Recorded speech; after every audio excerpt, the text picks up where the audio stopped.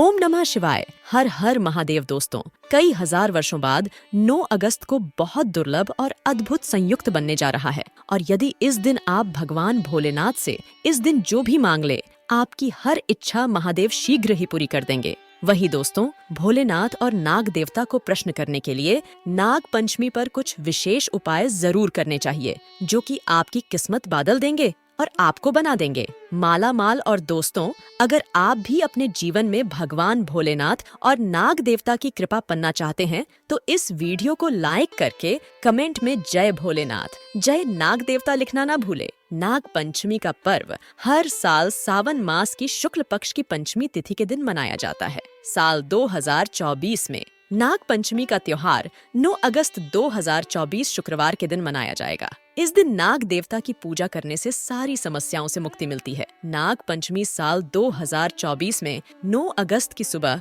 5 बजे से लेकर 8 बजे तक रहेगा। इस दिन पूजा के लिए 3 घंटे की अवधि मिलेगी। इस समय में पूजा करना शुभ फलदायी होगा। दोस्तों, इस शुभ मुहूर्त में जो भी व्यक्ति पूजा पाठ करेगा, तो उसके ऊपर से हमेशा के लिए कर्ज दोष, पितृदोष, सर्प दोष, राहु दोष, पितृदोष, मंगल दोष, शनि दोष और नजर दोष दूर हो जाएगा और काल सर्प दोष भी समाप्त हो जाएगा। दोस्तों, शास्त्रों के अनुसार शुभ मुहूर्त पर नागों के राजा नाग देवता को दूध पिलाने से, दूध अर्पित करने से बल बुद्धि प्राप्त होती है, व्यक्ति की उम्र बढ़ जाती है, धन ऐश्वर्य सब कुछ प्राप्त हो जाता है। दोस्तों, नाग पंचमी के दिन जो भी व्यक्ति ये एक उपाय करेगा, भगवान शिव उसकी झोली खुशियों से भर देंगे। उसके घर में सदैव धन की वर्षा होगी, सुख समृद्धि की प्राप्ति होगी। भगवान शिव आपको सावन के इस पवित्र महीने में धन से माला माल कर देंगे। नाग पंचमी के दिन ये उपाय करने से आपका भाग्य 100 गुना चमक जाता है। ये जानते हैं दोस्तों, आज की वीडियो में हम आपसे बात करने वाले हैं कि किस प्रकार से नाग देवता की पूजा नाग पंचमी के दिन करनी चाहिए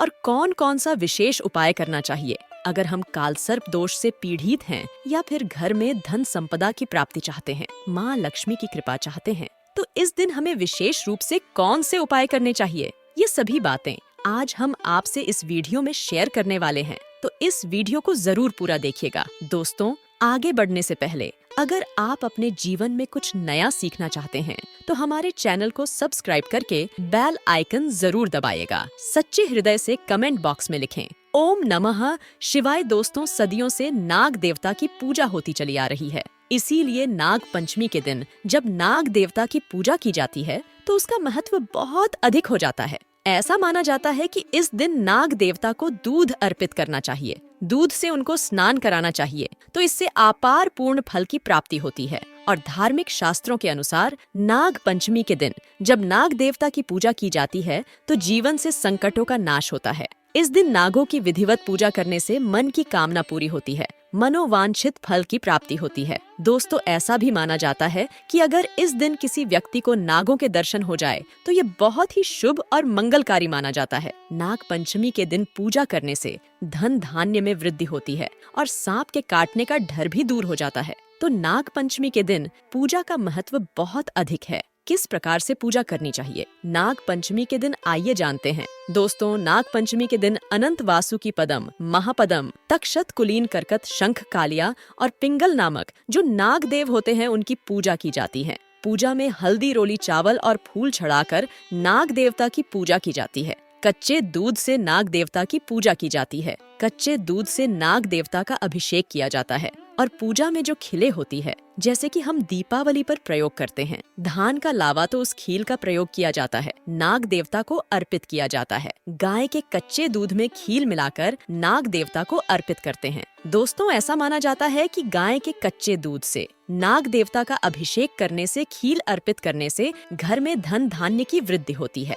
ऐसे में इस दिन नाग देवता की विधि पूर्वक पूजा अवश्य करें। दोस्तों, किस प्रकार से पूजा करें? ऐसा होता है कि कुछ घरों में विधिवत नाग देवता की पूजा की जाती है, जैसे कि नाग देवता के चित्र बनाए जाते हैं, कहीं पर गेरू द्वारा बनाए जाते हैं। कुछ लोग गाय के गोबर द्वारा चित्र बनाते हैं, जैसे कि मुख्य द्वार पर दोनों तरफ गाय के गोबर, या फिर गेरू द्वारा सांप के यानी कि नाग देवता के चित्र बनाए जाते हैं। फिर उनकी विधिवत पूजा की जाती है। उन पर दूध अर्पित किया जाता है और खीर फूल जो भी हम नाग देवता पर अर्पित करते हैं वही उस चित्र पर अर्पित किया जाता है। दोस्तों, कुछ लोग अपने पूजा घर में भी बनाते हैं, तो यह घर के परिवार की परंपराएं होती हैं। अलग अलग परिवारों में अलग अलग तरह के नियम होते हैं और हमें अपने परिवार की परंपरा का पालन जरूर करना चाहिए। तो जिस प्रकार से आपके घर में होता है, आप विधि पूर्वक उसी प्रकार से पूजा कर सकते हैं। जैसे आपके घर में बड़े बुजुर्ग जिस प्रकार से पूजा करते हैं, अगर चित्र बनाकर पूजा करते हैं,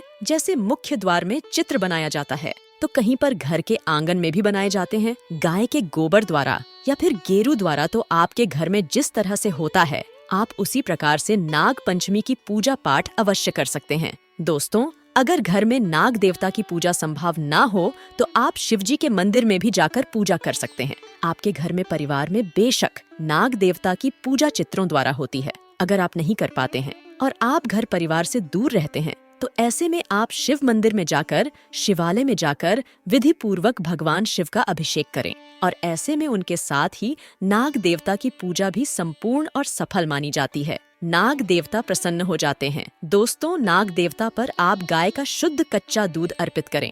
आपके पास जो भी सामग्री है उसे अर्पित अवश्य करें। नाग देवता की पूजा करते हुए आपको मंत्र का जाप करना है।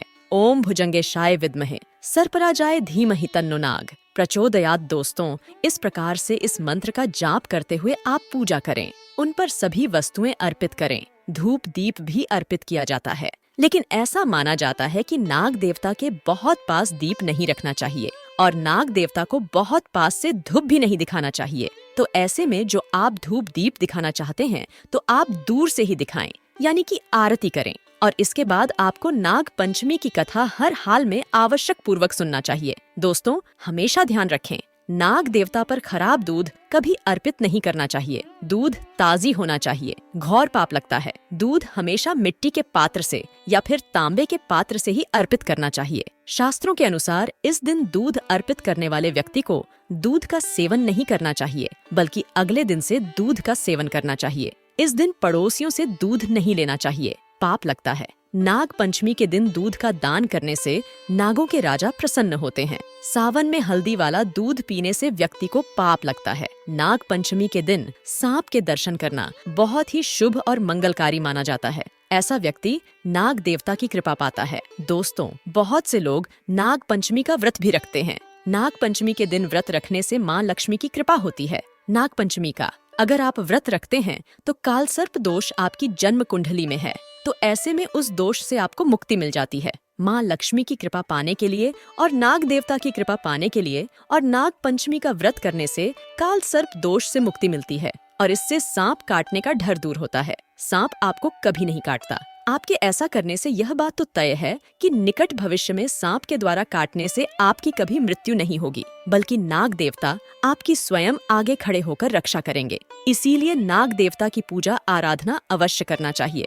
दोस्तों, इस दिन कौन सा विशेष उपाय करना चाहिए जिससे कि अगर आपकी जन्म कुंडली में काल सर्प दोष का भय है तो किस प्रकार से वह दूर होगा। काल सर्प दोष की वजह से अगर आपके जीवन में रुकावट आ रही है, सफलता में बाधा आ रही है, जैसे कि आप जो भी कार्य कर रहे हैं वह बनते बनते बिगड़ जाता है। काल सर्प दोष जब आपकी जन्म कुंडली में होगा तो आपका कोई भी कार्य पूरा होते होते रह जाता है। अंत समय में काम बिगड़ना काल सर्प दोष की वजह से ही होता है। या फिर संतान प्राप्ति में बाधाएं आती हैं, शिक्षा में बाधाएं आती हैं, नौकरी नहीं मिल पाती, घर में हमेशा कलह क्लेश रहता है, नकारात्मक ऊर्जा का वास रहता है घर में और नकारात्मक विचारों का वास भी हमारे मन में रहता है। अगर काल सर्प दोष हो तो दोस्तों, इसके लिए आपको चाहिए कि आप चांदी के नाग नागिन की पूजा करें। चांदी के नाग नागिन आप किसी भी सुनार से खरीद लीजिए, उसकी विधिवत आप पूजा करें, जैसे कि उन पर कच्चा दूध अर्पित करें और खील बताशे अर्पित करें। पुष्प अर्पित करने के बाद बहते जल में प्रभावित कर दें, तो इससे काल सर्प दोष से मुक्ति मिलती है। दोस्तों, अगर चांदी के नाग नागिन ना मिले तो क्या करें? वैसे तो मिल ही जाते हैं, लेकिन अगर आप नहीं लेना चाहते हैं तो पंच धातु के भी नाग नागिन मिलते हैं, तांबे के भी नाग नागिन मिलते हैं। तो आप जिस भी तरह से पूजा करना चाहते हैं, काल सर्प दोष की पूजा अगर आप इस प्रकार से करेंगे तो आपको बहुत लाभ होता है। दोस्तों, इस दिन आपको चाहिए कि आप एक पात्र में थोड़ा सा गाय का कच्चा दूध ले। गाय का दूध अगर ना मिले तो आप कोई भी दूध ले सकते हैं, पर गाय का दूध सर्वश्रेष्ठ और गंगा जल की तरह पवित्र माना जाता है। तो ऐसे में एक कटोरी में थोड़ा सा कच्चा दूध ले, उसे दूर्वा द्वारा, यानी जो दूर्वा घास होती है जो हम गणेश जी पर अर्पित करते हैं, उस दूर्वा द्वारा पूरे घर पर छिड़काव करें। घर के कोने कोने पर, मुख्य द्वार पर, बाहर भी और ऊपर छत बालकनी में हर तरफ उस कच्चे दूध का छिड़काव करते हैं तो इससे नाग देवता की कृपा बनी रहती है। घर में सुख समृद्धि बनी रहती है। माँ लक्ष्मी की अपार कृपा आपको प्राप्त हो जाती है। कार्य में आपको सफलता की प्राप्ति होती है। सभी प्रकार की जो परेशानियाँ होती हैं हमारे जीवन में नाग पंचमी के दिन इस उपाय को करने से दूर हो जाती है। दोस्तों, इस दिन घर के मुख्य द्वार पर दोनों और गाय के गोबर से, फिर गेरू द्वारा अगर आप सर्प बनाते हैं, फिर उसकी विधि पूर्वक पूजा करते हैं, जैसे कि दूध, खील, बताशा अर्पित करते हैं, तो इससे आपकी जो परेशानियां आपके घर में हैं, जैसे नकारात्मक ऊर्जा आपके घर में अगर प्रवेश करती है या फिर आपको बार बार असफलता की प्राप्ति होती है, धन का आगमन नहीं होता, बार बार धन का नाश हो जाता है, तो इससे मुक्ति मिलती है। मतलब यह उपाय आपके धन वृद्धि के लिए सर्वश्रेष्ठ माना जाता है। तो चलिए दोस्तों, अब जान लेते हैं। नाग पंचमी की पौराणिक कथा के अनुसार प्राचीन काल में एक सेठ जी के 7 पुत्र थे। 7 के विवाह हो चुके थे। सबसे छोटे पुत्र की पत्नी श्रेष्ठ चरित्र की विदुषी और सुशील थी,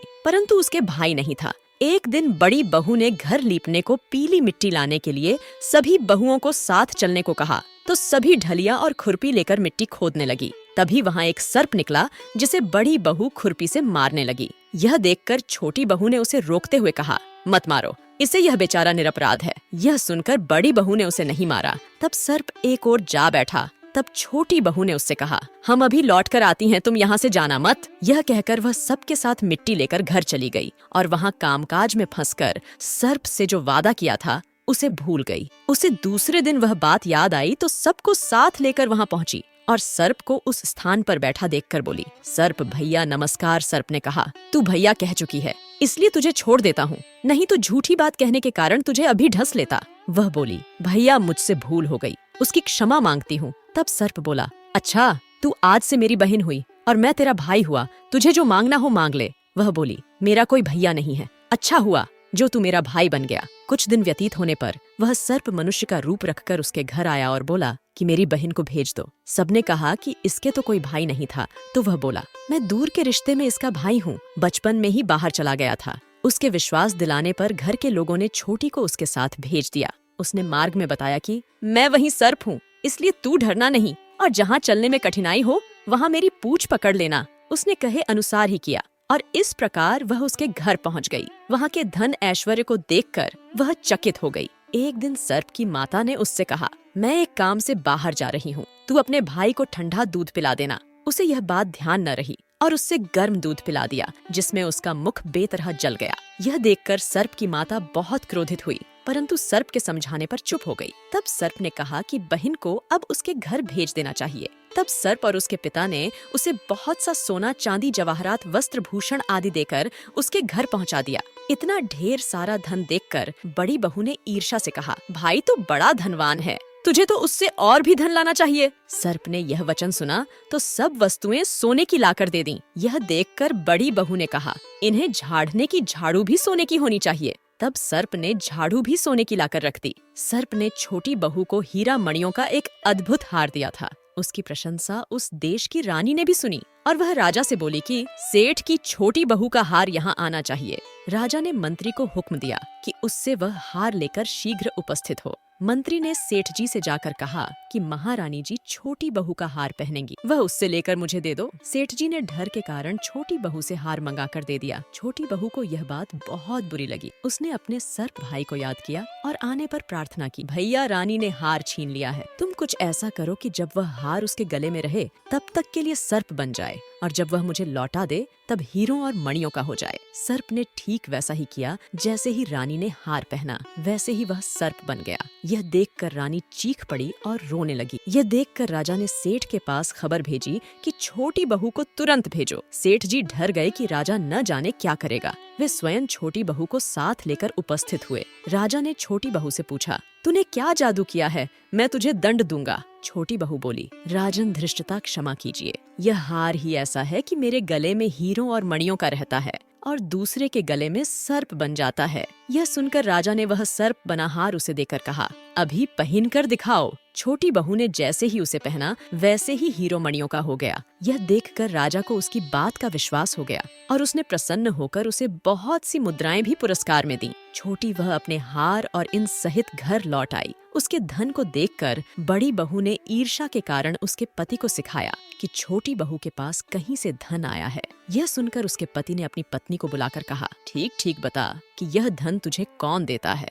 तब वह सर्प को याद करने लगी। तब उसी समय सर्प ने प्रकट होकर कहा, यदि मेरी धर्म बहन के आचरण पर संदेह प्रकट करेगा तो मैं उसे खा लूंगा। यह सुनकर छोटी बहू का पति बहुत प्रसन्न हुआ और उसने सर्प देवता का बड़ा सत्कार किया। उसी दिन से नाग पंचमी का त्योहार मनाया जाता है और स्त्रियां सर्प को भाई मानकर उसकी पूजा करती हैं। दोस्तों, सच्चे हृदय से कमेंट बॉक्स में लिखे ओम नमः शिवाय, जय नाग देवता। एक लाइक तो बनता है।